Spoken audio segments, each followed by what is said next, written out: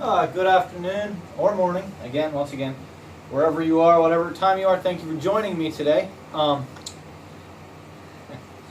The last time we talked, again, technology here, some of the videos, they're gonna stop unexpectedly. I may not have a chance to say goodbye or this is the end. And that's just the way it's going to be with the technology I have going for me right now. Again, and also some of the videos the sound might not be quite as loud as I would like, but I know everyone has headphones, and headphones you can turn the volume up a little louder, so you may do that if you would like. I'm going to go ahead and jump right in here to where we were last time. Talking about, we're skipping over the part about the Spanish Armada. We're not going to spend a great deal of time there. Simply to say that it was a tremendous victory for Protestantism, and without it, we would not have our religious freedom today. And again, there's another video about that. I cannot underestimate the importance of the victory of the Spanish Armada, but we're just going to continue on for the sake of time. We talked about.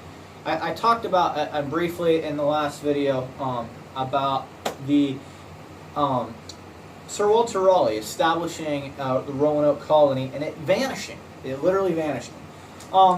That's one of the weird mysteries of history. No one's ever been able to figure it out. If someone did, I guess they'd become a famous historian.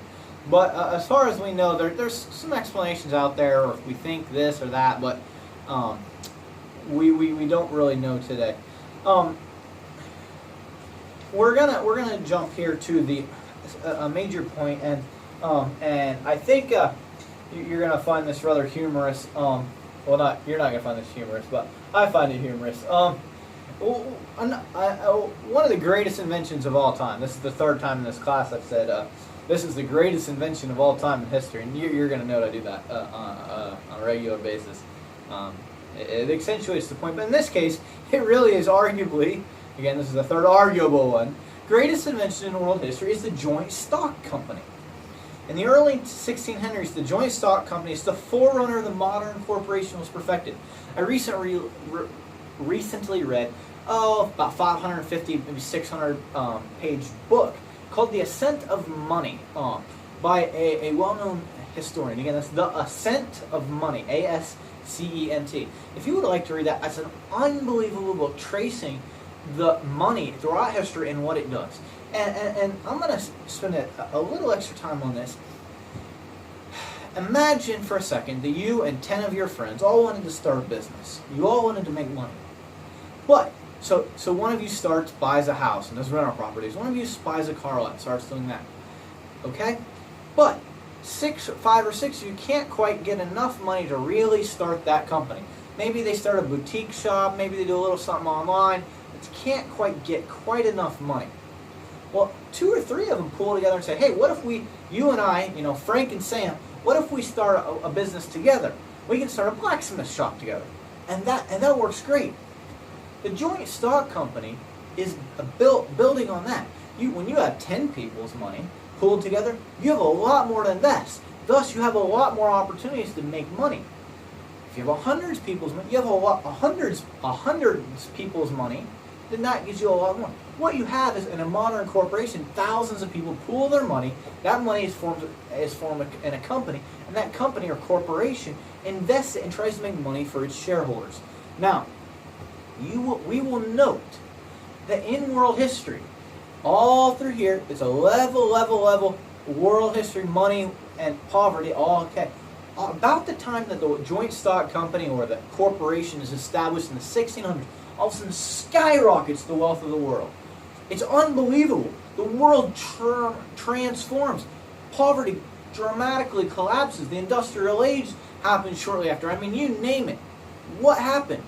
One of the main things was the ability to maximize the money that exists or the capital that exists happens. It is a major invention. And this is not necessarily a technological invention like the wheel or printing press. It's more of a sociological innovation where people pooling their money allow for investment. And that investment is a corporation, which then other people work at and they can get paid higher. And that corporation, by doing something highly productive that no one else is doing, that means another corporation does another. And most people today work at a company or a corporation. They don't work at one farm or one little factory or like one little house, like a villa, in a town, one little boutique shop. No, what we have is corporations, and what you have is the ascent of money. Money itself became far more plentiful, and things and the lifestyle and poverty collapsed.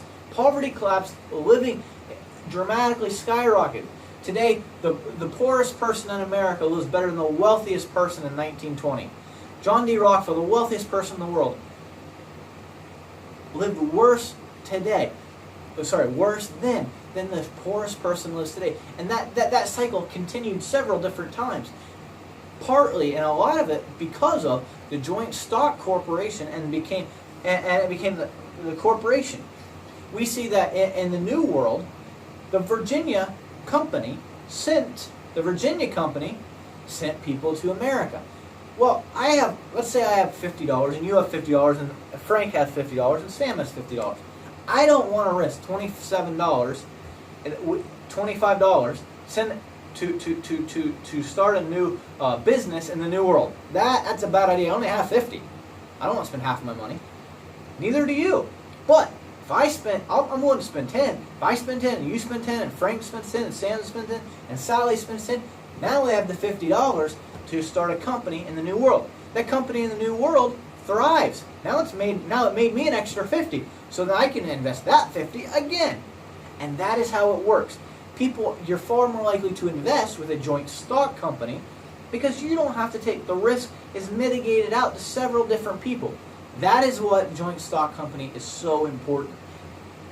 We're going to continue on here. It's number 4. What motto or rule saved the Jamestown Corporation? That motto is very simply, "He who shall not work shall not eat." This was something Captain John Smith established as a means to save the Jamestown colony because they had too many people trying to hunt for gold, not enough people working.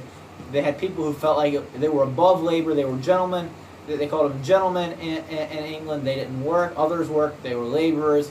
In other words, you had too many managers and not enough workers. Or, yeah, that's a good way. That's just a good way to put it. You all have been where everybody's administration or everybody's in management, and there's not enough people. There's more managers than there is employees. Well, that's what we're talking about here. Pocahontas, whose actual name, and it would be fair to refer to this because this was her chosen name, Rebecca Wolfe. Okay, so Rebecca Wolfe was an Indian of the Powhatan tribe. Okay, of the Indian chieftain Powhatan. Okay, she was his daughter, and she saved Captain John Smith's life supposedly by putting her head in front of the chopping block to save his life, and then she became friends with the Jamestown colonists, played with the kids as a girl, and then eventually married John Rolfe, and thus her name became Rebecca Wolfe. She is the first convert to Christianity. She converted to Christianity, changed her name, and in fact eventually traveled to England, etc. John Rolfe also established as the first person to plant. He was the first person to plant tobacco, and so he's sort of the founder of the tobacco industry. So he's the father of the tobacco industry, as it's called.